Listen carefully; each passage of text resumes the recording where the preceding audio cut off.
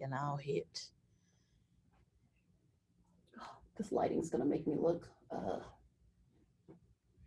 Okay, so I've got it started. Okay.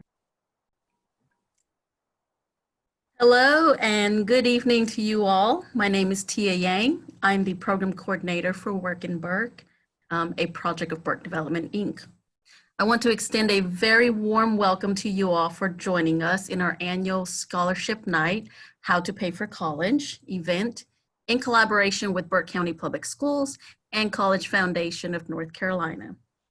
We're glad to have you join us, and our hope is that we're able to help you navigate the FAFSA and provide you with resources on how to access local scholarships. These are unprecedented times, and now more so than ever, families struggle with the cost of college. In the days following this event, Burke County Public Schools seniors, if you do not have access to your student email or have forgotten your password, reach out to your counselor and we will make sure they get this information to you. If you're outside of the Burke County Public School system and would like to access this scholarship information, please visit Work in Burke's website at www.workinburke.com/news-event/ for more information. We will also be releasing 3 videos of scholarship providers who will give you more information about what they can offer you. These include Western Piedmont Community College, College Foundation of Burke County, and Carolina Healthcare Systems Blue Ridge. This is our first time hosting this event virtually, so please have patience with us if we encounter any technical difficulties. The presentation will run until 6:55, and a Q&A session will follow until 7:25. Type your questions in the chat box, and we will answer as many as we can. Also, if you have friends or family who missed this event, don't worry, it's recorded and we'll release follow-up information on Work in Burke's Facebook page, so make sure you go and give us a like. If you have any civic, youth, or church groups who would like more information on college and career planning, get in touch with me. Again, I'm Tia Yang, and my email is tia, T-E-A, @workinburke.com, and we can schedule a Zoom call or I can come to speak to your groups, socially distanced, of course. Now, I would like to welcome Skip, a very warm welcome to Skip, who's been part of our event for the past 2 years, and this will be his 3rd year, and he's doing this virtually with us as well. So Skip Watts, College Foundation of North Carolina representative. Take it away. Thank you, T, and welcome to my basement. I'm kind of like Seth Meyers or Jimmy Kimmel. I'm down here in my basement. I've been relegated to this space for roughly 5.5 months now, 6 months. My family's upstairs. I'm in the laundry room, so forgive the lighting. But T, thank you for having me, and families, thank you for tuning in. We're going to talk a lot about financial aid tonight. So real quickly, I'm going to start with the PowerPoint. So I'm going to go ahead and share my screen.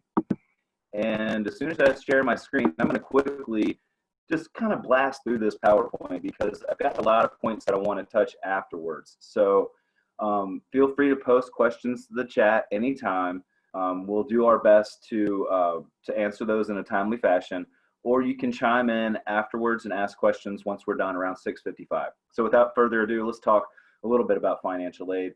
And to start with, I want to mention that we speak a language in financial aid that consists almost entirely of acronyms. The first acronym that you'll see here, I'm circling it with my pointer, is the FAFSA, okay?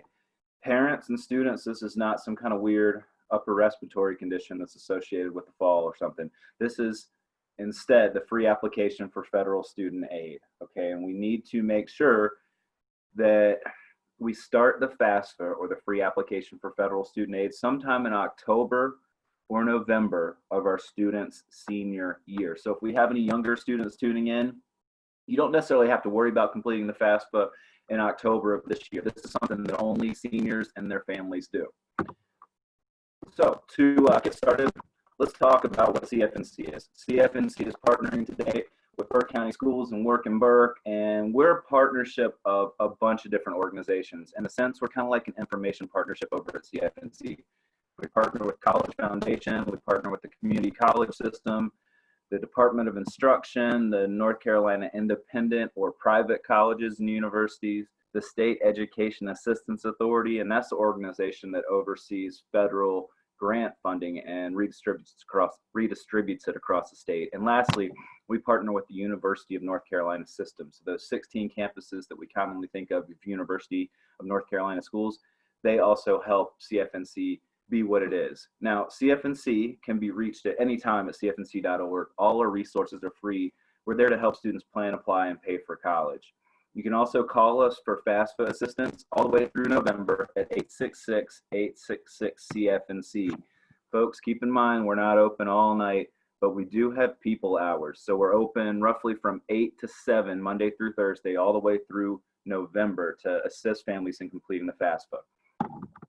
Now, tonight, we're going to talk about a lot of different topics. I've got them bulleted here on this slide. To start with, we're going to talk about the cost of attendance. That's the total cost a student's going to pay at a university or community college in North Carolina. We call that the COA in financial aid speak. So COA is another one of those acronyms you might want to make a note of if you're kind of old school like me and you have a Franklin Covey, you might want to like write it down, or of course you can type those notes in your computer if you're so inclined. But cost of attendance is important because that's what I want families to try to meet with grant and scholarship aid. Now, we're going to talk a lot about different types of financial aid. I just alluded to the first and most important aspect of financial aid, grants and scholarships. That's free money. Okay, that money generally goes to the student in effort for them to help pay for college. Okay, the more free money we can maximize in the form of a grant or a scholarship, the less we'll have to pay out of that cost of attendance as a family. Now, the second component of financial aid is student loans. I'm not advocating for student loans here, but student loans are an important part of this process because school's getting really expensive. And unfortunately, more and more students are having to borrow to pay for their college experience. So with that in mind, I want to encourage students, if they have to borrow, to set a ceiling for themselves.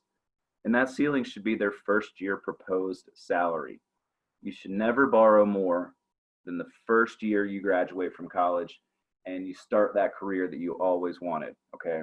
So again, at some point, students, we're gonna have to identify that ceiling, and I'll talk further about that in a second. The last part of financial aid, the third part of the fork, so to speak, is work study. Work study is a job that's afforded to you by the federal government on a college campus. Understand, families, that you have to have a lower score on the free application for federal student aid to be able to access that need-based program. So I'm going to step back for a second. The FAFSA is a test of sorts that is the only test we want to fail while we're in Burke County schools. Okay, that's a loose generalization, but let's think of the FAFSA as a test that we want to score 0 if we're perfect. Okay, a 0 score on the FAFSA makes you Pell eligible, or you actually eligible for maximum Pell grant. Now, real quick, your score on the FAFSA is called your expected family contribution. We call it an EFC in financial aid world. You might want to write that down. EFC equals expected family contribution. The lower your EFC, the more Pell Grant eligibility you have, okay? The Pell Grant is a need-based program. It's, again, based on your EFC. If you have a 0 EFC, you're eligible for upwards of $6,000 in the form of a Pell Grant. But as your EFC goes up from 0, your Pell Grant eligibility goes down, okay? We're going to talk a lot about federal programs like the Pell Grant. We're also going to talk about other federal programs that you're able to take advantage of potentially after you complete the FAFSA. I'll talk a lot about state programs. I'll talk a lot about local scholarships, state-based scholarships, and also institutional scholarships, which are scholarships that actually come from the college campus itself. I'll kind of follow up all this with a brief discussion about the Residency Determination Service, or RDS in financial aid world. That's a program that seniors might want to try to complete sometime this week, or at the very latest, the beginning of October. Essentially, RDS is a program that a family completes to ensure the state that they've been a resident for a year or more. By ensuring that residency, the student is afforded an in-state tuition discount to our public universities and our community colleges. So it's a really important process that we want to complete sometime very soon, and I'll talk more about that in a second. Now, let's talk a little bit about college cost or the cost of attendance. Cost of attendance includes all these different costs. You have tuition, you have required fees, which you might not take advantage of, but you always have to pay those required fees. You have room and board. You also have indirect costs like books and supplies and transportation and loan fees. You have to factor all those costs in to get the total COA of a college. And again, to repeat myself, students, I prefer that you start looking for scholarships tonight, if you haven't already, to try to meet that cost of attendance. Otherwise, families, we're going to have to pay out of pocket. And if we can't do that, we're going to have to borrow to meet that cost of attendance. Now, a couple more vocabulary words and terms that I want to get out of the way before I move forward. Gift aid, that's grants and scholarships. Okay, we need to maximize that free money. Self-help, that's a vocabulary term in financial aid that refers to employment. That could be a work-study job on campus if you qualify, or potentially a job off campus. I recommend all college students that aren't like first chair in the band or a varsity athlete consider working while they're in school. I ask you to make that consideration because it's really important for students these days to start developing a resume before they graduate from college. It's a very competitive work environment out here, students. So if we can start developing that resume while we're in school, that gives us a little bit of a leg up post-graduation.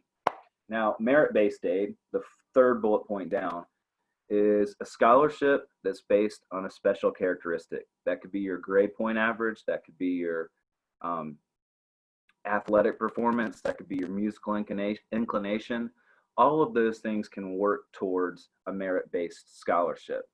Need-based aid is a little different. In fact, it's a lot different. Need-based aid is based on your family's finances. In order to qualify for need-based aid, you have to complete the FAFSA. And again, the lower your score, the more need-based aid you're eligible for as a student. The Pell Grant is the biggest need-based program in the country. Okay, but there's also other programs like the Federal Stafford Loan that students can take advantage of after completing the FAFSA. Now, this is the basic principle of financial aid. I've talked a little bit about that expected family contribution, your score on the FAFSA, talked a little bit about the cost of attendance. If we take that total cost of attendance and we subtract it from the family's EFC or their score on the FAFSA, whatever we got left over is what I refer to as need. That's what students should meet with grants and scholarships, or they may have to borrow to cover that need. I would prefer that students borrow as little as possible and try to maximize grant and scholarship funding. Students, it's very important to keep in mind, every dollar you borrow is on your name, okay? And every dollar you borrow from the federal government has to be repaid. You can't default from these loans through bankruptcy. So it's critical that you're as conservative as possible if you have to borrow. You only want to borrow up to your first year's proposed salary after graduation, of course. Now, this process all starts with the FAFSA, the free application for federal student aid, and I put a little screenshot down here. I put that in there simply because there's some fraudulent organizations online that'll try to trick a family into completing the FAFSA and paying for it. If you take anything away from my presentation tonight, never pay for something that has free in an acronym, let alone starts with free in the acronym. To start that process, you go to FAFSA.gov, and once you get to FAFSA.gov, you should be seeing that dark blue background. Now, if you so choose, you can get started with the FAFSA, so to speak, but not actually start the FAFSA until October. But one really important part of this process is the FSA ID. That's your electronic signature when a family is signing the FAFSA. Listen up here. The student is going to have one FSA ID, and the parents will have one FSA ID. And that's how a family will sign the FAFSA. We can get our FSA IDs tonight at fsaid.ed.gov. Please, let me implore, once you get that ID, that you save it in your phone, students. You're going to use that ID to sign every electronic FAFSA that you submit in the future. Okay, so it's important we put it in our phone, or we write it down somewhere where we won't forget it, okay? Now, this is how we use that FSA ID to sign into the FAFSA. But remember, we can't actually start the FAFSA and actually complete it until October 1st. That's literally just a few days away. It's important that we consider trying to complete the FAFSA sometime in October, November, or at latest December, because financial aid is first come, first serve. It's not infinite. There's definitely a number to the amount of dollars that are awarded to each state from the federal government. So I would like to ask students to consider completing this FAFSA in October or November so that they can maximize their aid eligibility. If you wait until the new year, you might very well wait yourself out of some potential eligibility. Now, parents and students, while we have our pen handy and we're making notes, please note that we're going to use our 2019 taxes to complete the FAFSA, okay? So students, if you worked in 2019 and you filed, you're going to use your 2019 taxes. And one more note, we're going to complete the 2021-22 FAFSA, because remember, students, you're going to enroll in college in August of 21. All right, so one more time. I know I'm kind of like a broken record, but it gets confusing. So 2019 is the tax year that we're going to use, and we're filing the 2021-2022 FAFSA. Now, we can do that on our phone if we choose. You go to My Student Aid and you can download the app, but just make sure if you're doing that, students, that you're completing the FAFSA in a secured wireless environment. All right, meet your college's deadlines. Okay, every college has a priority deadline, and if you miss that deadline, you're no longer eligible for any institutional aid. Okay, so it's critical that at the latest that we complete our FAFSA by that priority deadline at the college or university we want to attend. Don't wait until you're admitted to the school. You can send your FAFSA to 10 different colleges electronically before you're admitted. So students, I recommend you send that FAFSA to every school you possibly could attend. That stretch school, that dream school, whatever, that fallback, maybe even a local community college. I see a lot of students these days coming back from their freshman year, staying at home and taking general ed courses at the community college. It's a little cheaper there, and if you take those courses over the summer, you can expedite your graduation a little bit. And then lastly, I recommend families complete this FAFSA every year the student's in college. Okay, you never know what kind of aid you're eligible for, so it's worth, in my opinion, taking the 30 or 45 minutes to knock it down. For the most part, I think families are going to complete the FAFSA as a parent and a dependent student, or parents and a dependent student. Now, obviously, there can be different situations, but for a dependent student, they're going to answer no to all these questions. So a dependent student was not born before January 1st, 1998. They're not married. Dependent students are not in graduate school. Dependent students are not in any branch of the armed forces, nor are they a veteran. Dependent students don't have children. They haven't been in a foster care system since the age of 13.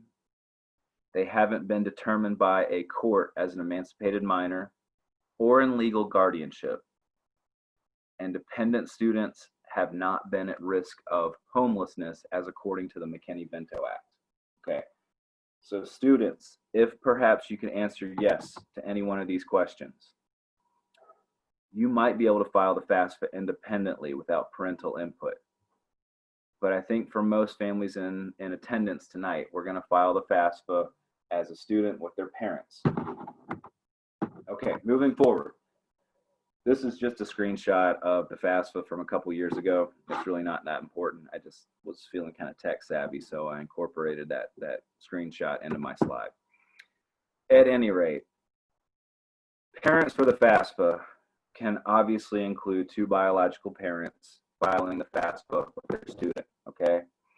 Could also be adoptive parents or biological parents that are married filing that FAFSA, okay?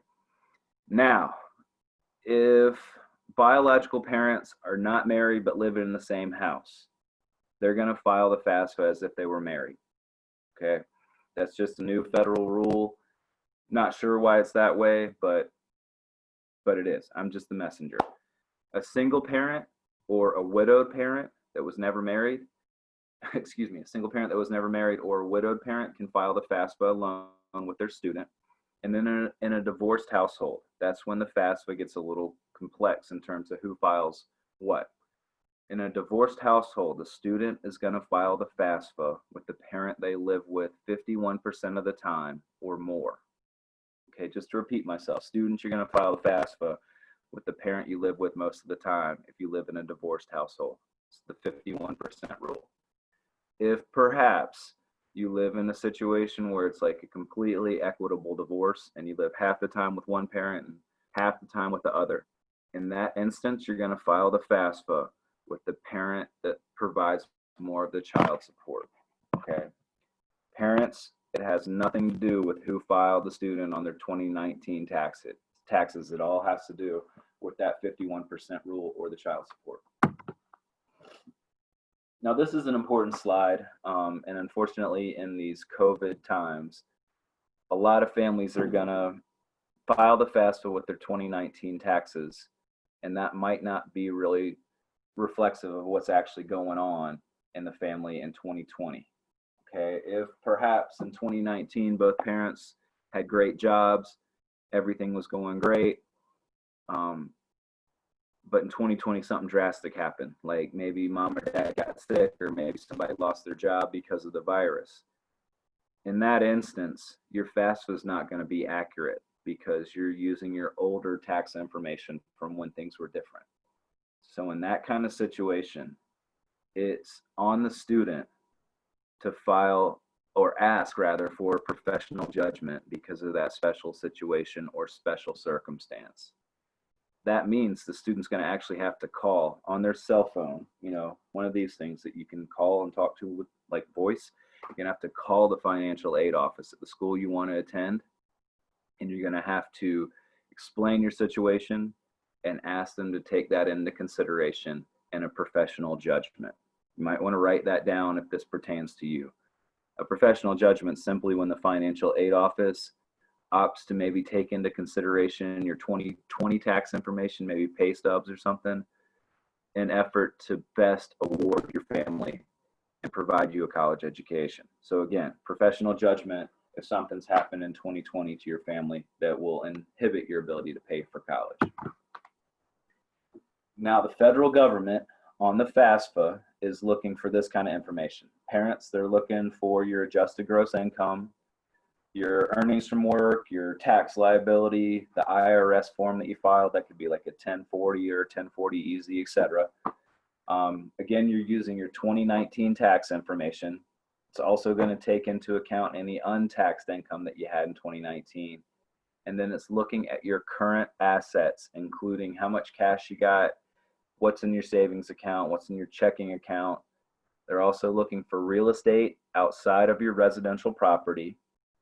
They're looking at investments that aren't included in your 401k or 403b or IRA. In other words, the federal government's not looking at your retirement at all. You don't have to report that on the FAFSA.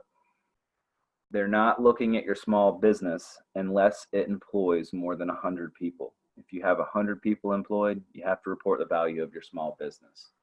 And then lastly, an investment farm.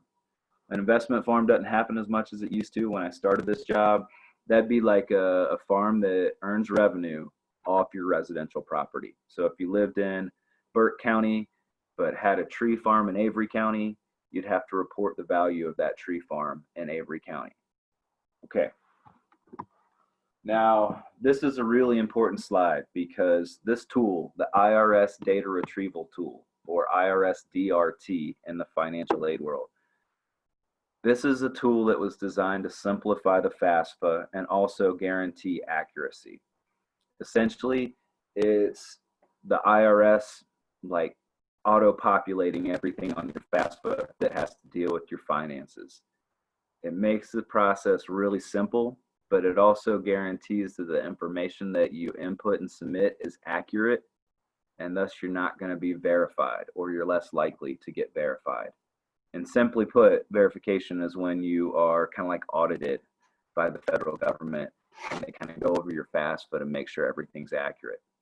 Okay, we want to avoid verification because it's just an extra hurdle. And to do so, we're going to go down here and we're going to click this link to IRS in the parent tax filing status page. All right, it's really simple to use. It'll shorten the amount of time and effort you put into this process, and it'll pretty much guarantee you won't be verified. Now, I put this slide in here, or this screenshot on this slide, because I wanted to kind of demonstrate where a student and their parents will sign the FAFSA. You can see here that this is where you'll put your FSA ID in, students here on the left. Parents, this is where you'll sign on the right. You can't complete this FAFSA until you include that FSA ID. This is the confirmation page. I put this screenshot in here because of this data release number. If I were to do the FAFSA sometime in October or November, I would complete the process, and shortly afterwards, I'd take a screenshot of this data release number, just in case there's any weird stuff that goes down my freshman year. That's a quick way the financial aid office at the college you want to attend can help rectify any problems. Okay, so that data release number is important. Take a screenshot of it. This is the last page. Essentially, this is after you scroll down from that data release number page. You can scroll down, then you get your EFC, and it's pretty obvious. Back in years past, it was kind of hard to decipher. Now, again, it's really obvious. And remember, families, the lower your EFC, the more need-based eligibility you can take advantage of. As your EFC goes up, though, there's less of that need-based eligibility for students to take advantage of. Around North Carolina, around the 5,000 EFC is when you're no longer Pell eligible students. So once you reach that 5,000 mark, that's when some state programs kick in, like the Education Lottery Scholarship. I guess my point here is do the FAFSA because there's some middle income and upper middle income opportunities that you might be eligible for, even if you think you make too much money. Now, here's some federal programs. I've talked a lot about the Pell Grant, the Federal Supplemental Education Opportunity Grant. That's another program that the feds make students who complete the FAFSA eligible for, potentially. The Federal Work Study is, again, a really important opportunity that students have to agree to. Essentially, students, when you're on the FAFSA, you have to check a box stating you're willing to be considered for a work study job. If perhaps you're awarded that job, it's a great opportunity to start building your resume while you're in college. Sometimes those jobs are really flexible about your course calendar too. So you might be able to study a little bit, or you might have some flexibility to study when you might otherwise not at a different job. Now, these are the federal direct loans. Again, I'm not an advocate for student loans, but unfortunately, college is getting really expensive. If you got to borrow, you probably are best advised to borrow federal direct loans first. Okay, the best federal direct loan is the subsidized Stafford loan. Okay, this is a need-based program that goes to families with lower EFCs. The interest rate's really low at 2.75. But the kicker about this is the student does not accrue any interest while they're in college. In other words, that loan is subsidized by the federal government. And that's huge. That's the only loan in the country that does that. Every student that completes the FAFSA, however, is made eligible for the unsubsidized Stafford, regardless of what your EFC is. Okay, it's at the same interest rate. The difference is that the unsubsidized Stafford starts accruing interest from the date of dispersal. So if I were talking to my 19-year-old self, I'd say, Skip, pay that interest payment so that it doesn't go back to the principal and capitalize. But I probably wouldn't have listened. At any rate, parents, you can also borrow. You're borrowing at 5.3% from the federal government. Probably don't need to remind you that at some point you have to retire. So again, be conservative with how much you borrow. You got to retire at some point. Now, these are state programs. The UNC Need-Based Grant. This goes to students that have low EFCs and are attending one of our state-supported universities. Okay. The community college grant's the same thing. It's just at a different institutional level. The need-based scholarships are way different though. That goes to families or students rather with low EFCs but are attending a private school. Okay. If you have a low EFC, like a 0 EFC, you're eligible for $1,850 to help cut away from that sticker price at a private school in the state of North Carolina. Okay. And then lastly, the Education Lottery Scholarship. I just alluded to that a couple slides ago. That's kind of like an effort by the state to help middle income families pay for college. Here's some more programs. This NC Reach is awesome. If you've been in foster care, this is a really cool program that can help you pay for school. So make note of it if that situation applies to you. Golden Leaf, that goes to counties that were historically tobacco-based economies. I'm not sure if Burke files into that, but I think they are. And then FELS down here at the bottom. This is a really cool program for students that are going into healthcare or education. In North Carolina, we have some critical needs areas in our economy. We really need more healthcare providers of pretty much every orientation. And we need certain types of educators, like middle school teachers, special ed teachers, and STEM teachers. If you're willing to go into one of those fields, the state will kick you money to help you pay for college. But every year you take the money, you're obligated to work in North Carolina as a teacher or a healthcare provider. You still get your benefits, but if you move out of state, it turns into a loan. So it's really important that if we're committed to staying in North Carolina and to a certain career field in healthcare or education, that we look into cfnc.org/FELS. That's a really cool opportunity.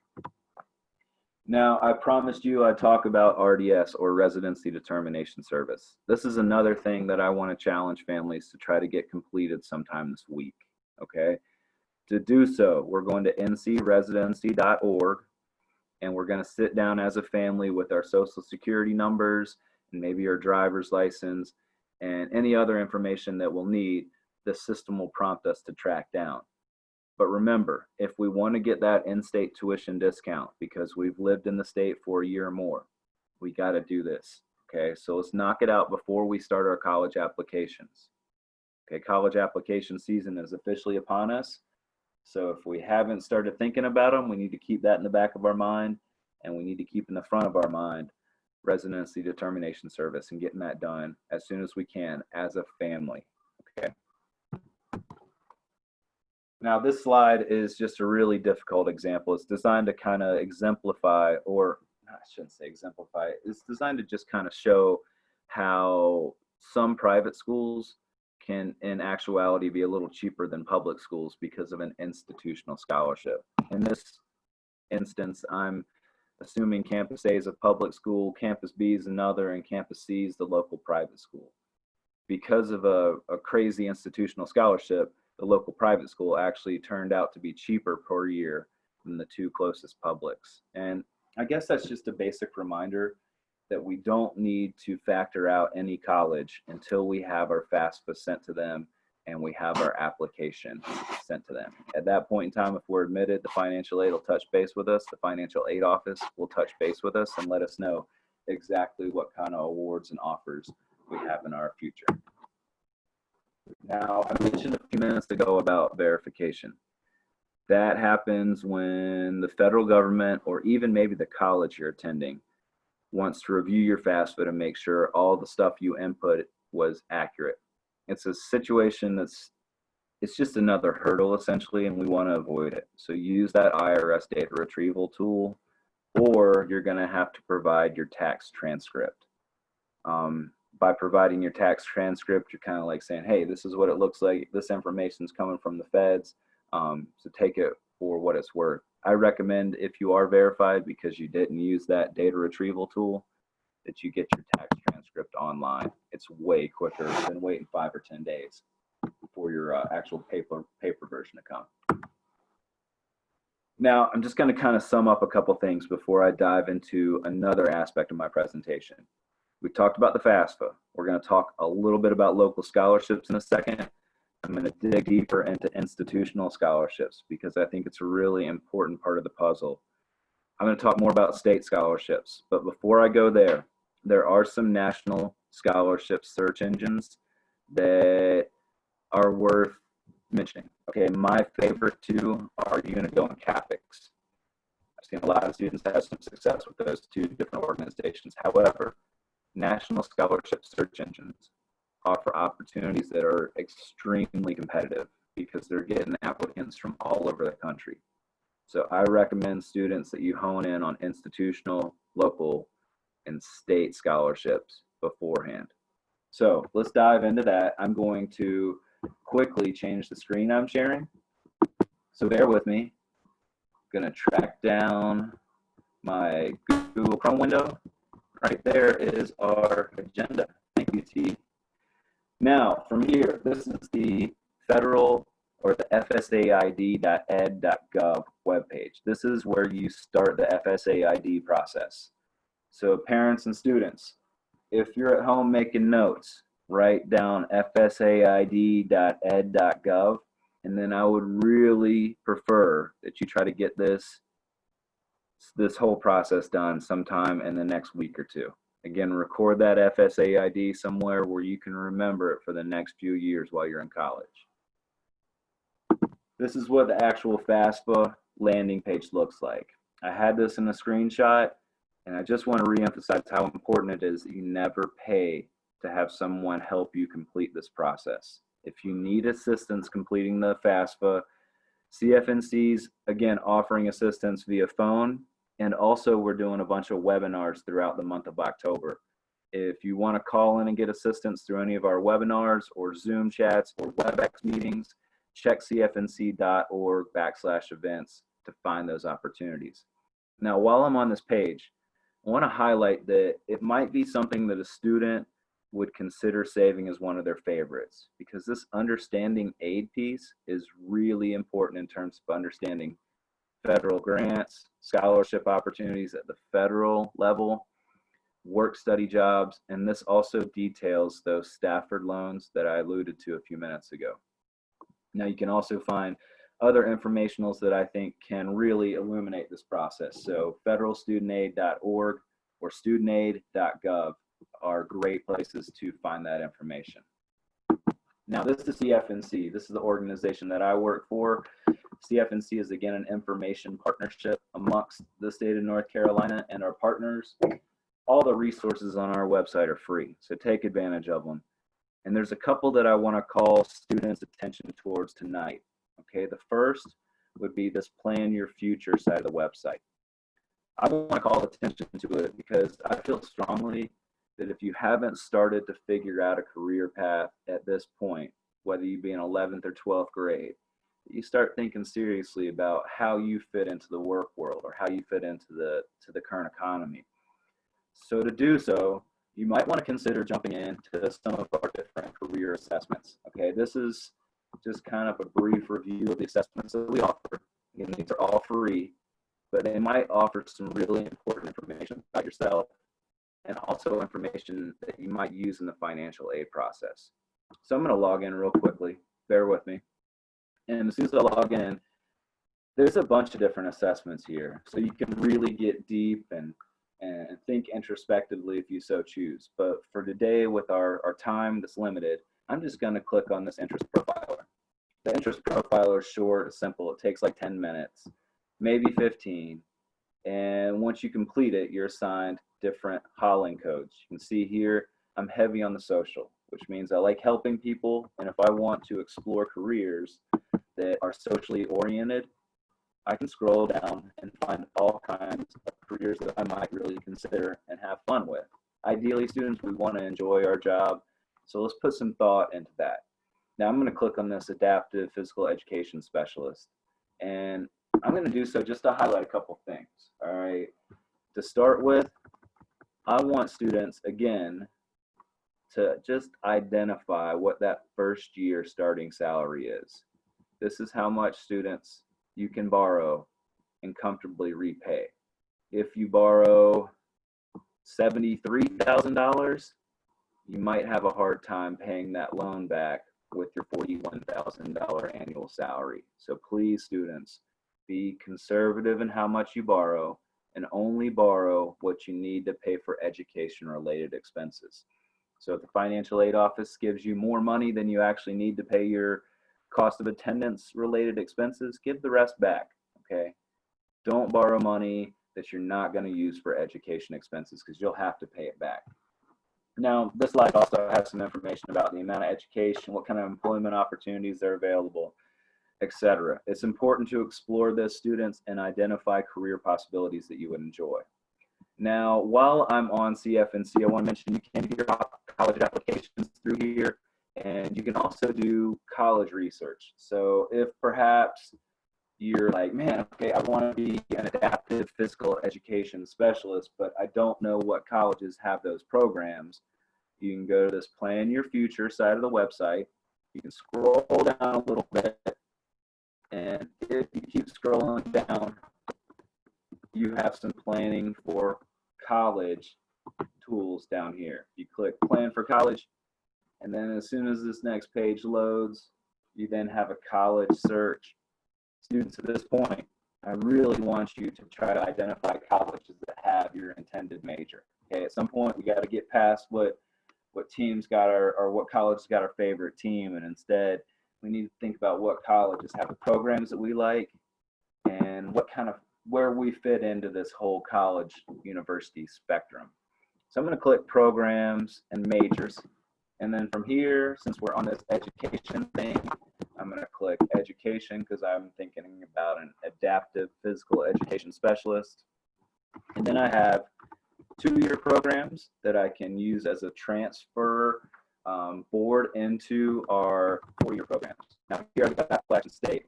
I can see the in-state tuition. That's not the total cost of attendance though. So to find the total cost of attendance at Appalachian State, we're going to have to click on their profile page, and then we're going to have to go over here to this cost and financial aid window. From here, we're going to scroll down, and then we can add up these different costs to get our total cost of attendance. Students, it's also helpful while I'm on this screen to point out the difference between out-of-state and in-state tuition rates. I encourage students to consider staying in North Carolina if they're a state resident, because you get a dynamic savings by going to our public universities compared to out-of-state students.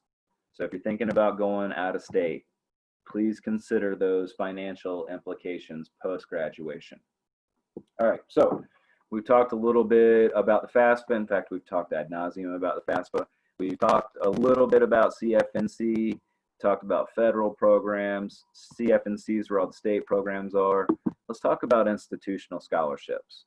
Now, I'm calling out UNC Charlotte here, not because I'm a UNC Charlotte graduate. It's just because they have a kind of unique way of applying for scholarships. If you're interested in attending UNC Charlotte, you don't even have to be admitted before they consider you for different scholarships. What you got to do is you got to go down here and create a Niners Scholars profile portal.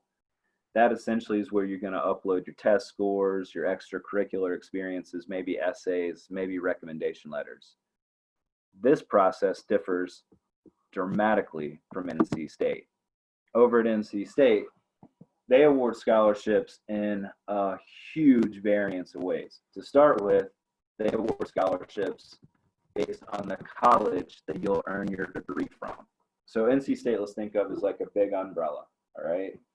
These different colleges are under that NC State umbrella. Now, students, when you get done with your general education credits, you can then apply for admission for the college you're going to graduate from. That could be the engineering or the education school or whatever. Once you're admitted to that college, that's when you'll apply for scholarships at NC State that are related specifically to your major. That can be big money. And students, we have to keep in the back of our mind that some colleges have you keep looking for scholarships the entire time you're on campus. Now, NC State not only offers scholarships based on your college, but also the employer that you may work for. So if you work for one of these organizations, or maybe even if your parent works for one of these organizations, there's potential scholarship dollars for you to take advantage of. Also, rising freshman scholarships. And this is an important note that I want to highlight. Okay, so if you got a pencil handy and you're thinking about attending a public school in North Carolina, you need to have your application for admission done by November 1st and submitted. If you want to be considered for these programs, the Park, the General Hugh Shelton, the Goodnight, these are all unique to NC State. If you want to be considered, you got to be nominated by your school counselor by November 1st as well. That's also going to include you submit your essay and recommendation letters. Okay, so if you are thinking you might want to apply for the Park at NC State or the Covenant at UNC Chapel Hill or the Access at Appalachian or the Levine at UNC Charlotte, you're going to have to knock those applications out quickly. In fact, if you're thinking about Carolina, UNC Chapel Hill, their deadline's even further forward. It's like middle of October, October 15th, I believe. So guys, keep that in the back of your mind. We need to maximize our aid eligibility, okay? That starts at the institutional, federal, state, and those levels, okay? So if I scroll down a little further, you can see there's very little funding for graduate students, unfortunately. So students have a master's degree or medical doctorates in your future, we need to minimize how much we borrow for our bachelor's degree so that we can borrow a little bit comfortably in our graduate experience. And then at NC State, there's all these other scholarships as well. Let's compare that though to, let's see here, what do I got? Lenore Ryan. Lenore Ryan, as you guys know, it's just down 40 a little bit. It's in Hickory. It's a small, private, liberal arts university. And they offer a lot of scholarship dollars, kind of like that screenshot that I had back in my presentation. If you have really great grades, Lenore Ryan will reach out to you through the admissions process and offer you a scholarship. That could also include a student that has really great extracurriculars or community service. Those things weigh heavily in the admissions process at Lenore Ryan. And if they really want you on campus, they'll offer you a scholarship between $4,000 and I think the highest is like $26,000. If you get that big $26,000 scholarship, LR is cheaper than UNC Charlotte potentially, or maybe even cheaper than ASU. So again, keep in mind, students, that if you're considering a private school, don't write them off until you know exactly how much it's going to cost. The private school or the public school will let you know sometime after they receive your FAFSA and you're admitted to that school. Okay, now real quickly, I'm going to call attention to one of our program partners for the evening. This is Community Foundation of Burke County. Students, there's a lot of smaller local scholarships here for Burke County residents. I think there's going to be a presentation in the next week or 10 days from the Community Foundation of Burke County detailing exactly what opportunities exist within their program. So please tune in to Work in Burke and take advantage of this opportunity, okay? These local scholarships have very few applicants, and if we can maximize a Pell Grant, an institutional scholarship, a scholarship off CFNC, and something from Burke Community, we're well on our way to paying for our college experience. Now, another organization that is going to be offering a program through Work in Burke is the North Carolina Community Foundation. They offer a lot of smaller scholarships that are filtered down by county in North Carolina, okay? There's also the Community Foundation of Western North Carolina, great scholarship opportunities here, and I'm just realizing now that I forgot to detail how we find the scholarships at CFNC. So lastly, before I let you go, I'm going to click on cfnc.org, and I'm going to finish by showing the Pay for College side of the website. So just to understand, students, this is where those state administered scholarships live. They're down here in the scholarship search. When you click on that scholarship search, you can filter down by county and find scholarships just for, let's see if we can find Burke County in here real quick. So I'm going to scroll down. Let's try not to scroll down too far. I'm going to click Burke County, and then I'm going to find scholarships that are unique towards students that are either living in Burke County or statewide. So check this out. You can also filter down on CFNC now by all kinds of other different points of engagement. So again, families, thank you for your time. I'm going to go ahead and open this up for questions really quick. I want to, again, thank everybody for attending. So I'm not sure how T you want to handle it. Maybe I can just look over the chat and start answering some of these questions. Okay. So, all right. So yeah, I'm not sure when we're going to release follow-up information on this, but I know T is going to follow up and post all this information on the Work in Burke website. Let's see what else we got. T, do you mind if I do this, or do you want to read these questions out to me? Or Families, if you Um, just want to like get crazy and like unmute yourself, you can do that too, and I'll answer your questions by voice. I'm willing to go old school. You can also just type your questions in the chat box, and Skip will fill them. And I have a few questions for Skip as well, but we have one from Max. Said, what do you think about the scholarship OWL? Scholarship Owl's fine. It's a national program. So again, I wouldn't use it as my first point of emphasis. I would focus on those local scholarships first, just because again, Max, there's fewer students applying, so it's going to be less competitive environment. But great question. And that raises another point that I just want to mention briefly. There are some schools in North Carolina that require an additional piece of the financial aid puzzle that's called the CSS profile. That CSS profile, unfortunately, there is a $65 charge, and 6 schools in North Carolina require it. That's UNC Chapel Hill, NC State, Duke, Davidson, Wake Forest, and Elon. Okay, those 6 schools require it. You only have to pay that fee once. Okay, but just remember, some schools might hit you with that CSS profile requirement. Don't be alarmed. Okay, now I'm going to see what other questions I got. T, what you got for me? Before I give you the next question, I would like to say to the attendees tonight that this is being recorded. We will release it. So if you can't jot this down quick enough, you will have this on the Workenberg website and on our social media to reference back to.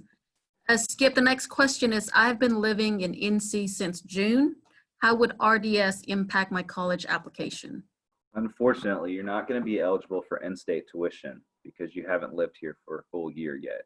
So what you're going to do is you're going to go ahead and file your RDS.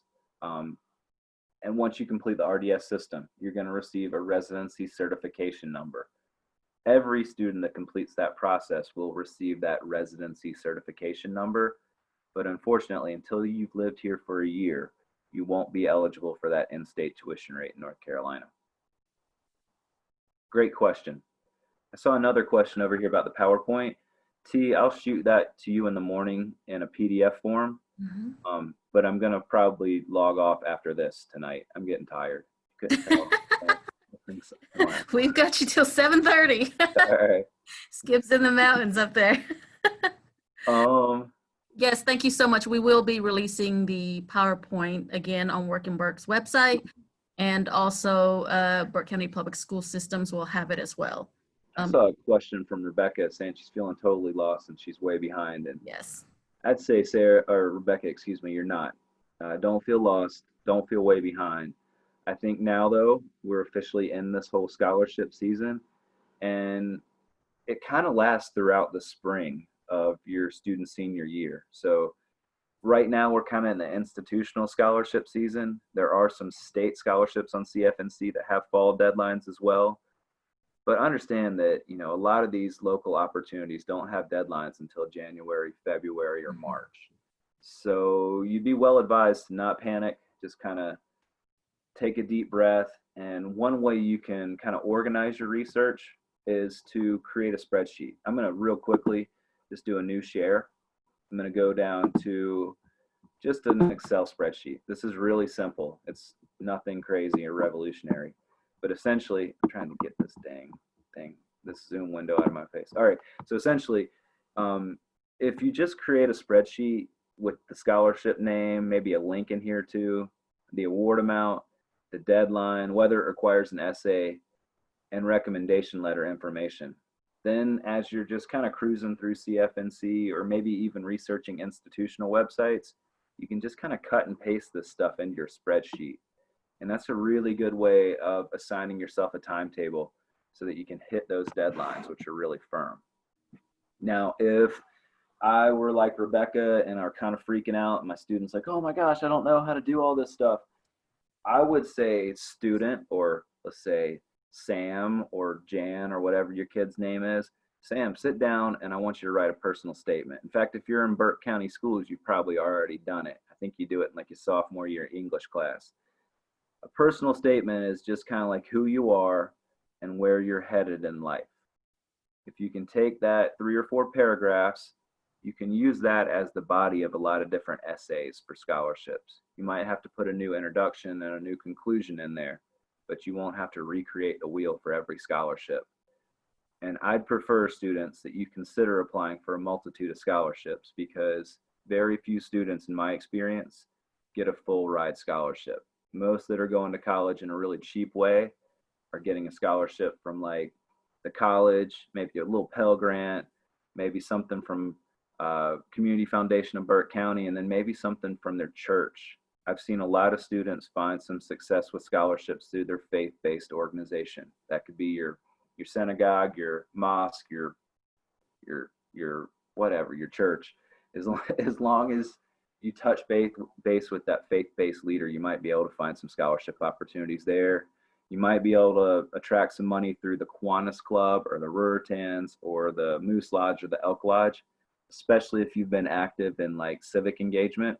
There's that potential that you can find some money there. You might also check with your employer.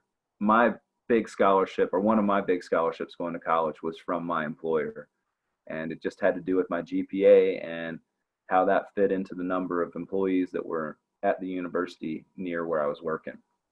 So if I can get a scholarship based on my grades or through my employer, I know you can, because there's a lot of kids out here that are smarter than me. So what other questions do we got, T? I'll open that chat back up. Should we fill out the Common App? How does that help us? The Common App, okay. There's a bunch of different ways right now that you can apply for college. It's kind of like it's a different environment. It used to, you have to fill them out on paper and send them into the college.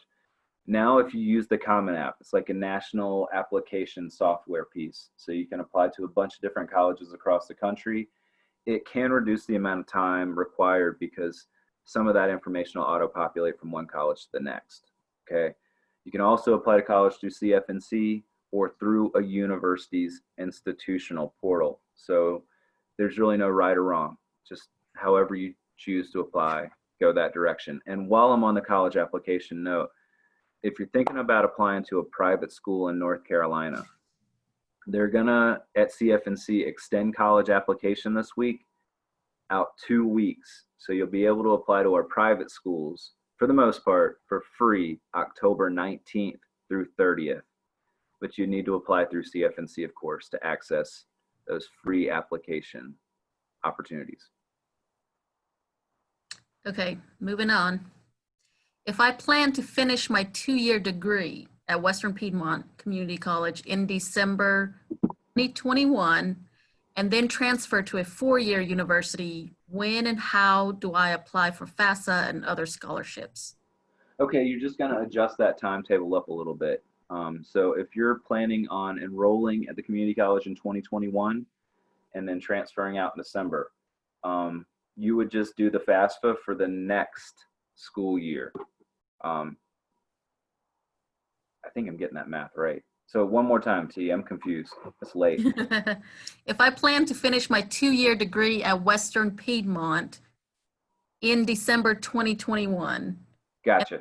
and transfer to a 4-year university, when and how do I apply for FAFSA and other scholarships? Okay, you're gonna still do the 2021 FAFSA because you would be, I assume, transferring in the spring. Okay, so if you finished in December and you plan to re-enroll at a university in January, you again are gonna do the FAFSA for the 2021-2022 school year.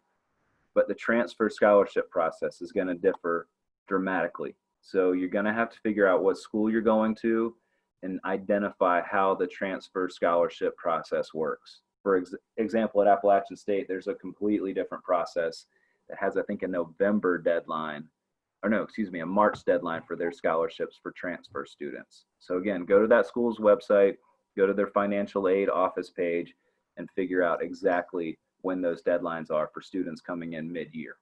Great question. You confused me for a second. It's the way I said it. Yeah. This next one is a really, really good question, Skip. Max asks, my mom has school loans. Will that affect me getting loans or my parents getting parents' loans? No, it will not. Is that taken into the No, it's not taken into the EFC. Okay. But Well, since we're going to dig into the weeds, and Max, we're digging for you, buddy. The FAFSA doesn't take into account how much the family owes on their mortgage or their car payments or their credit cards or their student loans. But the CSS profile that I mentioned a few minutes ago does. Okay, so those 6 schools that are asking for the profile are in a sense trying to dig a little deeper than what the FAFSA offers. So great question, Max. Okay. And what is that website again to complete the RDS? RDS is North Carolina Residency.org. Or excuse me, I'm sorry, it's ncresidency.org. I am typing it in the chat for you all. T, you're the best. And my ACT scores have not been delivered yet. Would I be able to send my applications in, then my scores or all sent together? Yeah, you can go ahead and send your application in without your ACT scores. Most colleges right now are aware of those delays. So you'll just have to follow up and kind of like add an edit to your application when you actually get those ACT scores. Great question. I've been getting that a bunch lately. Right. Okay, I have a few questions for you as well. If a student doesn't apply for financial aid this year, will that affect their eligibility for financial aid in subsequent years? Nope. Good question.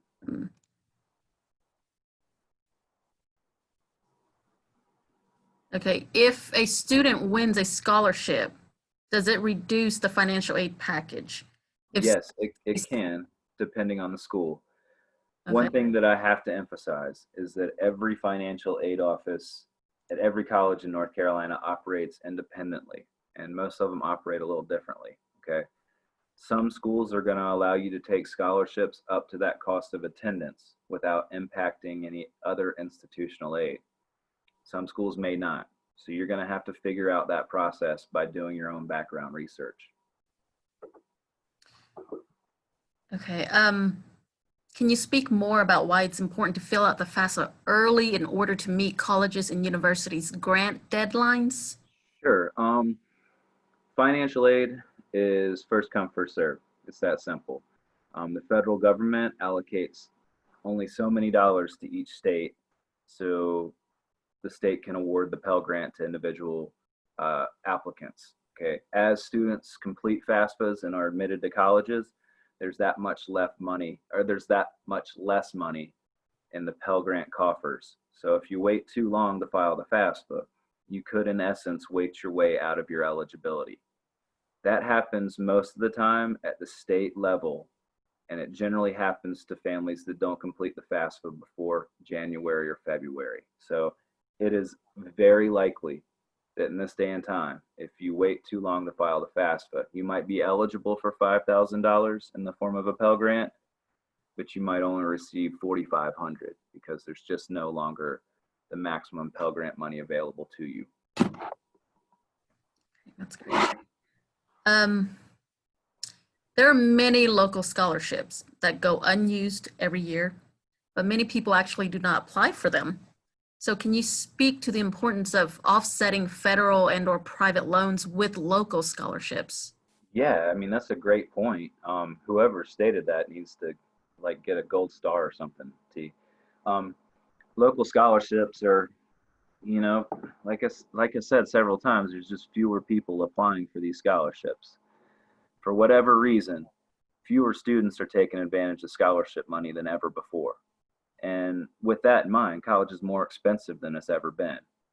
I'm not going to speak to the reason, but I would say that if I were a student trying to figure out how I'm going to pay for college, if I'm willing to put in the effort and do the research, there's a high likelihood I could win some scholarships, especially at the local level. Some students write off those local scholarships because they think it's not enough money and it's not worth their time.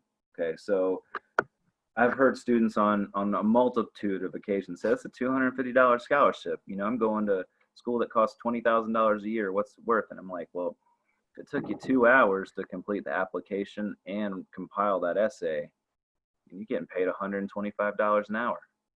and that's a whole lot more than T and I get paid. And I got all kinds of letters after my name. So I guess if I'm speaking to the importance of that, yeah, try to go for every scholarship possible. You know, if you are awarded 10 different scholarships, then pat yourself on the back. Okay. But those local scholarships are the most attainable. And whoever stated that is absolutely correct. Some of that money goes unused, unfortunately, because kids just aren't getting after it.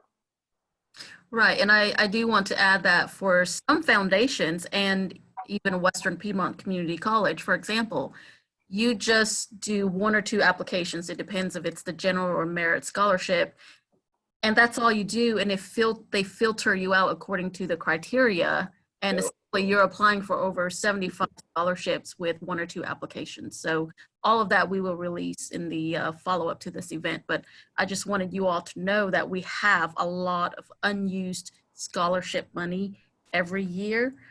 Some of the students that I've spoken with, the reasons that they don't apply is they think they don't qualify for it, or they think it's going to be 5-10 pages long when it's as simple as, you know, a page front and back. And then the criteria that filters through, and you may get, you know, 5 scholarships out of that. So just keeping that in mind, and the follow-up that's going to come after this. So we have a great question here, Skip. How would financial aid availability be affected if the student were to take a gap year? You're on mute.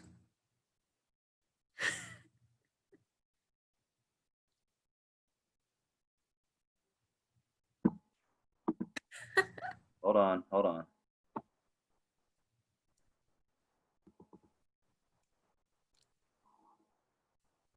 We Zoom, you all should know we're still not Zoom experts. So Hold on, guys. Hold on.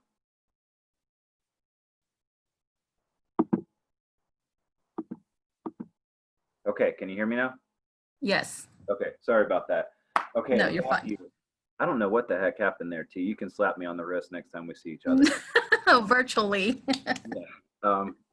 Like socially distant slap on the wrist. It's hard to say, and it depends with regards to a gap year.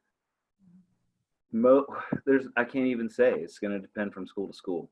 So the student's going to have to reach out to that financial aid office and speak directly to an administrator about how that school handles that policy. I wish I had a more definitive answer, but I don't. What about students who are considering studying abroad, let's say in their 3rd year or something?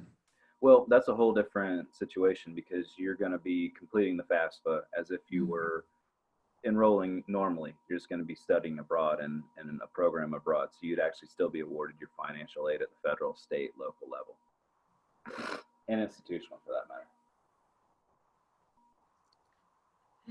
Do we have any other questions?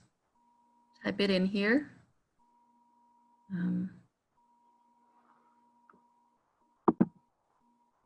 Somebody mentioned the ribbon program, working in medical field. They pay your loan and you owe them 3 years of work. Yeah, it's awesome. I'm a huge advocate for ribbon programs. Essentially, it's where a student starts out their education at the community college and finishes their bachelor's degree at a university. It's just a way of reducing the overall cost. I'm definitely a proponent of it, and whoever raised that point, kudos to you. That's a really good program. Similar to like a employer sponsorship or business sponsorship? Not really. It's more like, well, Lenore Ryan, for example, has a ribbon program, and if you go to CVCC for 3 years, you pay that community college rate, which is dramatically less than Lenore Ryan. And then you finish your bachelor's just paying that last year at Lenore Ryan. Okay, so it's just a way of saving a lot of money. So, Skip, would you kind of touch on college pathways here? What if you can't afford to go to a 4-year?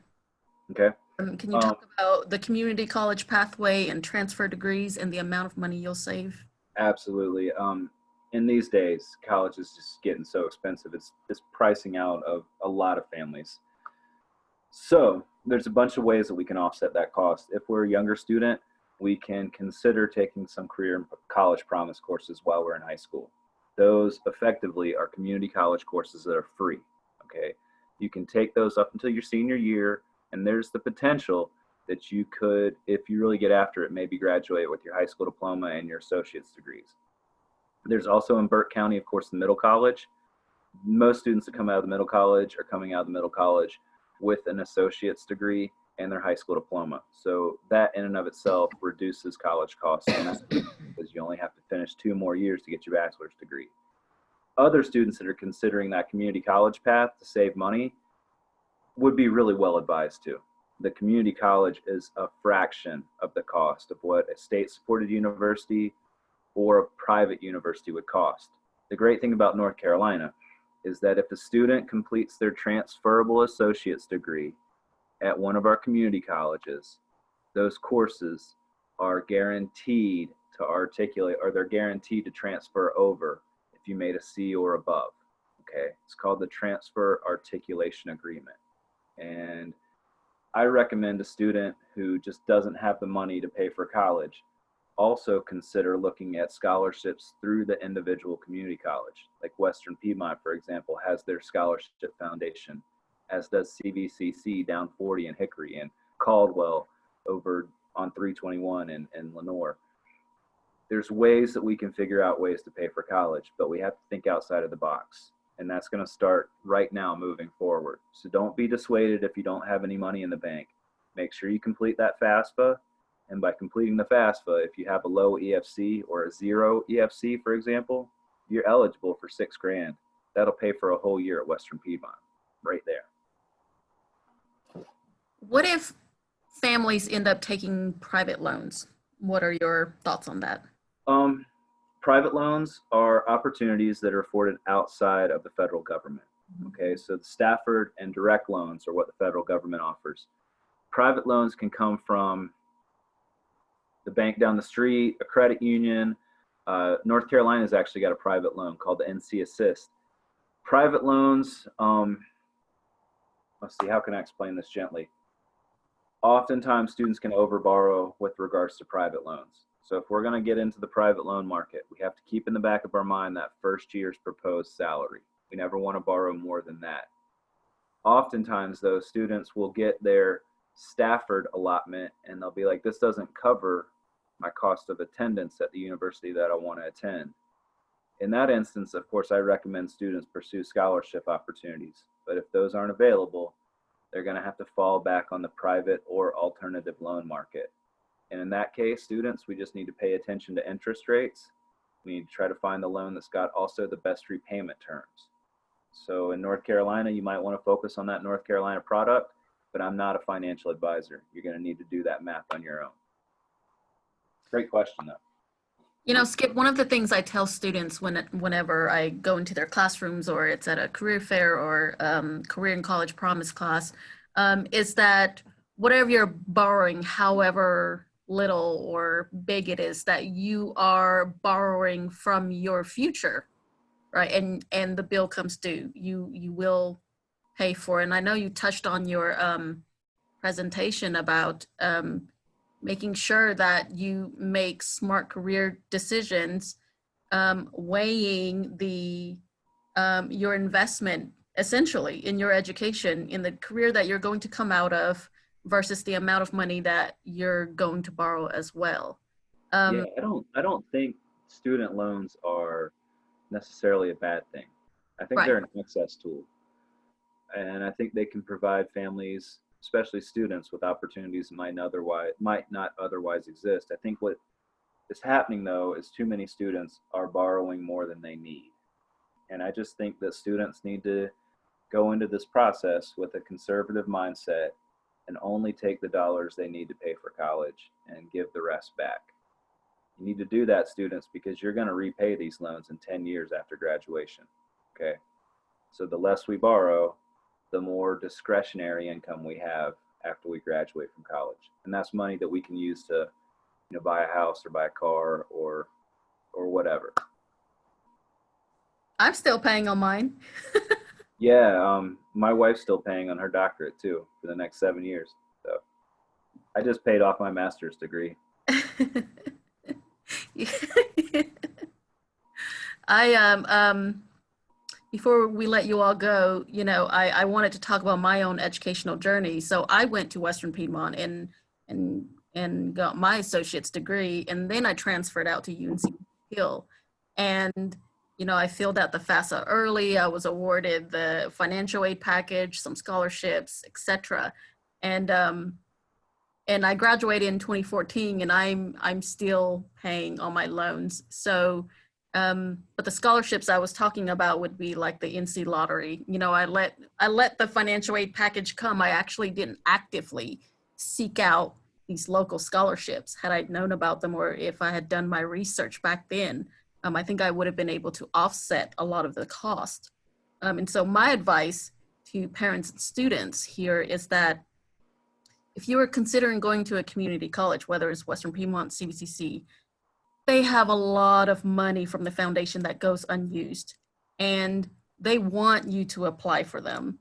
So please do so if you're going to stay here locally, and if you're going to go to a community college and eventually transfer out. You can pull 200 from here, 500 from here, 400, some are even up to 2,000-3,000, and you will be able to offset a lot of costs. So just a bit of advice, given my own educational pathway and you know, the hindsight of applying for scholarships. So do we have any more questions? You can shoot them in the chat here. And if not, we will, let's skip go. Oh, I'm good. I can do this all night. You can talk about financial aid and I can put everybody in attendance to sleep, guaranteed. We can dig real deep in the weeds. Well, thank you all so much for joining us. Skip, thank you so much. And next year we will be doing it again, hopefully in person. Just to let you all know, the follow-up to this, we will be releasing a form with a lot of local scholarships that are available. We will be releasing that to the school system and on Working Bird's webpage, as well as 3 scholarship videos, as well detailing scholarships that are available here and how you can access them. You can always, again, email me, Tia Yang, TEA, and then @workingburke.com for more information. And I saw that a parent in there already sent me an email, which is great.